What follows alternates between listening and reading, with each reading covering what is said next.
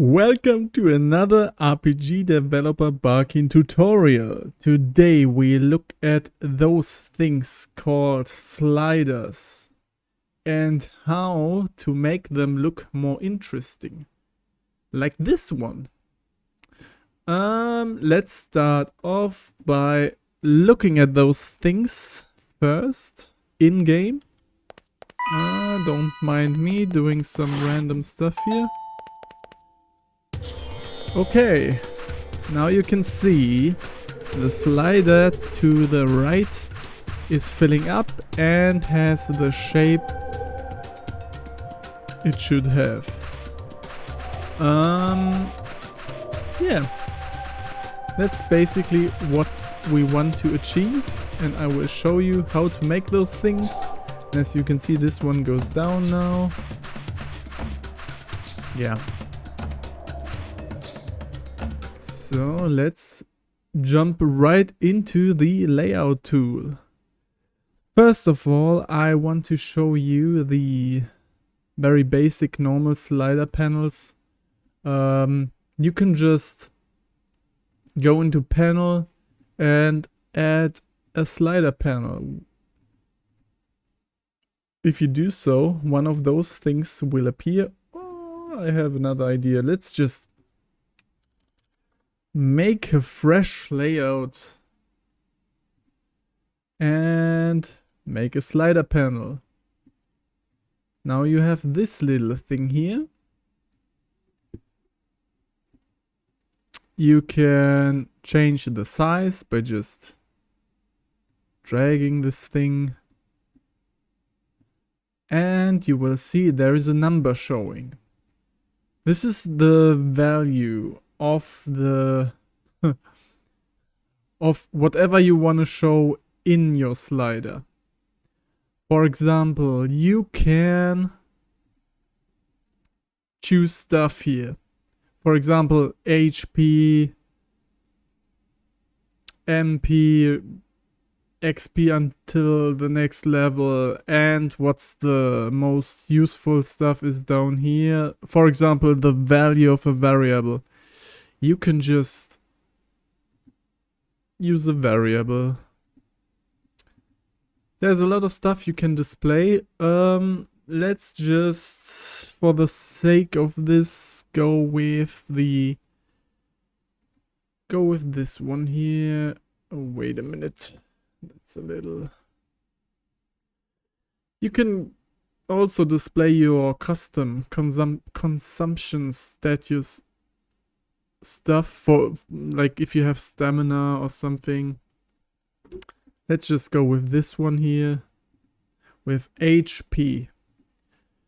Okay, so you have a slider. What can you do with it? Let's go from the upper stuff to the bottom stuff. So you can change the orientation of the actual bar. So you can say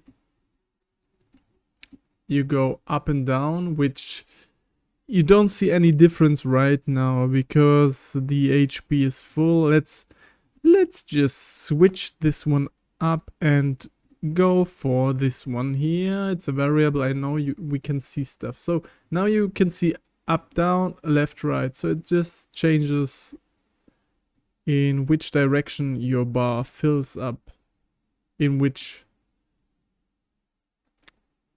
orientation. Well, yeah, simple enough. Then you can go for a background image. The background image is the gray stuff. Basically, if you go for none, you will just have the bar. There is no frame. You can do that if you have a use case for it, but most likely you will go with this one. You can also change the color of this thing. You can change the frame thickness and the frame color. And then you have the slider image. This is the blue part. This one is pretty funny since if you use a picture, it just compresses the picture and stretches it while the bar rises up. So I don't know, I did not find any good usage of this one here. So now you can change the actual color of your slider. Now it's orange. And like I said earlier, this one is the indicator for the value. So the variable will be represented in this number here. And you can change the positioning of this number. Keep in mind, this number will go, for whatever reason, behind the bar. So you can't really display the number on top of it.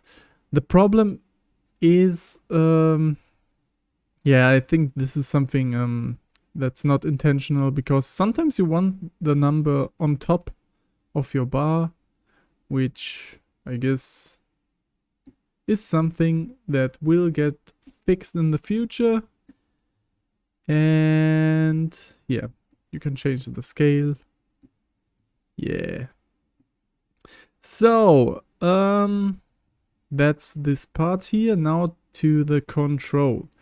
So you can change those values, but in the end, if you have a variable, the initial value will be overwritten by whatever your variable is. The upper value is important though, because you saw this change, because 1 is now half as much if the upper value is 20.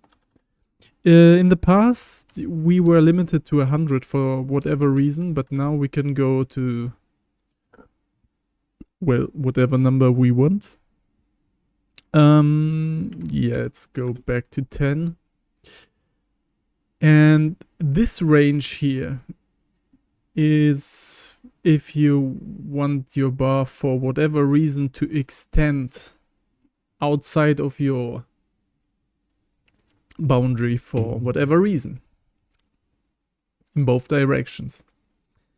Yeah, let's have a look on this one. Those are interesting because you can change the color of your bar depending on the value.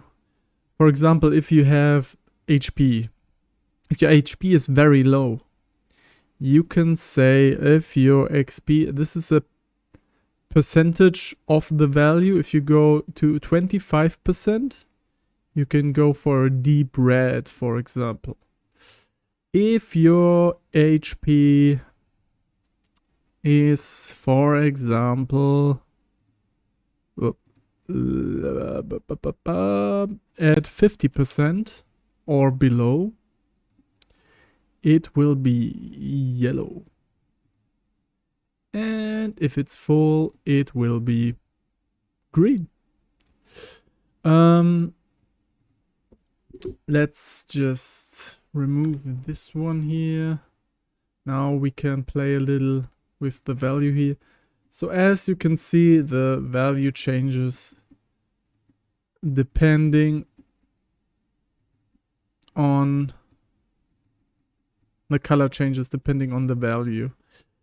Yeah, so those are the basics for sliders. Those are pretty important for user interface of any kind. And sometimes you just want them to look a little more special, a little more customized than this. So what we can do is we add a rendering container. Good. Now we put the slider inside the rendering container. Yeah. Something like this. Let's make it a little bit smaller. Something like this. Yeah. Okay. So you want to use a mask image. If you want to make this one here look a little bit more special, a mask image has to look like this. So this is the one from the gameplay preview I showed you earlier. It is just a black silhouette of the thing I want the slider look like. Was this a sentence? I don't know, but I think you got what I meant. So yeah, you need to make a silhouette of how you want your slider to look. Let's just add this one.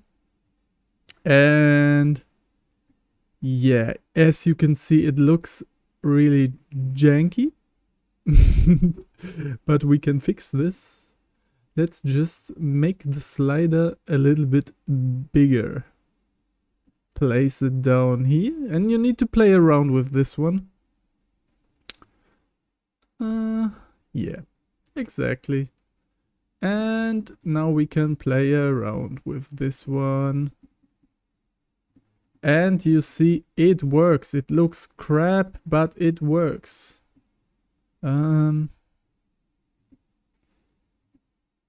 Wait a minute. We can fix this. Let's make this one and this one. Yeah, I think it looks good. It needs to be a little bit taller. No, it's fine. Look at it. It's perfect.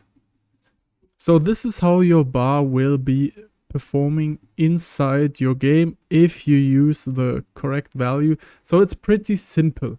What you can also do, if you want, for example, a outline for the bar, because it looks a little, I don't know, a little boring, a little empty. What I did for the thing you saw in the beginning, I'm using, wait a minute, this one here. It's just a frame I put on top of it. Yeah.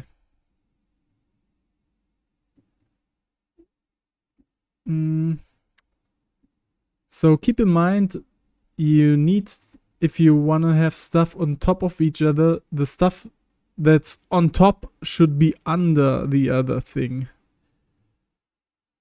I'm sure there is a more elegant way, but I'm dumb. So, yeah. Now it looks like this. What you can also do is remove the background or make the background just transparent. Now the background is transparent. Yes. Okay. You can change the color. Go with 100 transparency. This is just... nah. I'm... I'm doing dumb stuff right now. I'm sure you can do this more efficient. But in the end... Like, why? Wait a minute. No picture. Now we have what I wanted. Yeah, it's not perfect, but you get the idea, I guess. You can play around with this. It's pretty simple, and you can make very cool sliders. Yeah. Let's just have a quick look. Again, now that you... Oh, wait a minute. This is not how it works. I need to do random stuff in order to get where I want. Yeah. It's the same. It's the same we just did together in the layout tool, and hopefully you can make something cool with it. Well, that's it, and hopefully I will see you not maybe sooner than the last time. I try to make more videos, so stay tuned and have a nice day. Bye.